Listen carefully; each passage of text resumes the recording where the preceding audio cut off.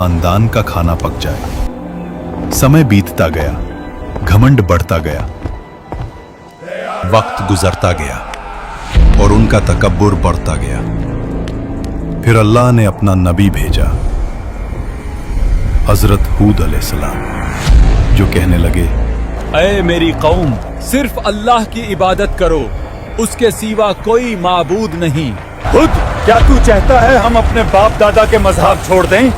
हम ताकतवर हैं, हमें कोई छो नहीं सकता। हजरत हूद अलैहिस्सलाम ने फिर कहा, मैं तुम्हें उस अजाब से डरा रहा हूँ जो तुम सोच भी नहीं सकते। लेकिन जिन दिलों में गुरूर भर जाए, वहां नसीहत पत्थर से टकराकर टूट जाती है।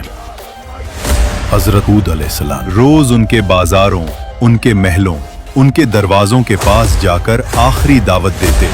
कभी उनके सरदार हंस के कहते, हूद, तेरी बात में दम होता तो हमारे महल कब के गिर चुके होते। कभी कोई बच्चा उनकी आवाज का मजाक उड़ा देता और कुछ लोग उन्हें देखकर रास्ता बदल लेते, कहीं उन्हें अल्लाह का खौफ उनकी आंखों में भर न जाए।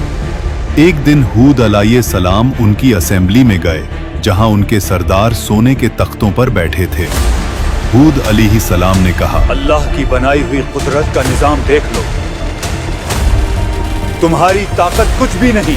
मगर उनके सरदार हंस पड़े। ये छोटे वादे बंद कर, अगर अजाब आता है तो हम अपनी ताकत से उसे रोक लेंगे। अजाब से कुछ दिन पहले आद की वादी में एक अजीब मंजर हुआ। रात को आसमान में एक गहरी गूंज सुनाई दी। न बादल गरजा, न बिजली चमकी, मगर वादी में ऐसे लगा जैसे कोई दूर से पुकार रहा हो। आद के लोग इस आवाज को सुनते और आपस में कहते, यह तो पहाड़ों की आवाज है। हजरत हूद अलैहिस्सलाम, जो कहने लगे, ये रहमत की पुकार नहीं, ये तंबे है।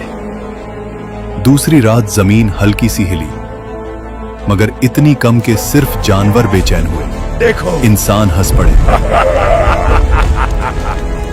जमीन भी हमारी ताकत से डरती है। उन्हें नहीं पता था ये जमीन का आखिरी एतराज था। फिर आया अल्लाह का फैसला।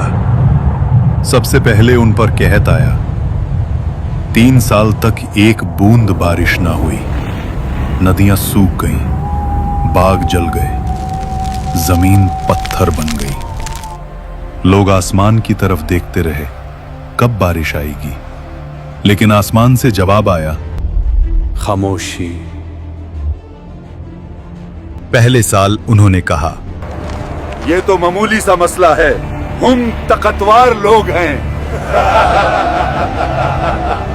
दूसरे साल प्यास ने उनकी जुबानें सुखा दी। खाली मटके दीवारों से टकराते, जानवर प्यास की वजह से गिरने लगे। तीसरे साल आद की जमीन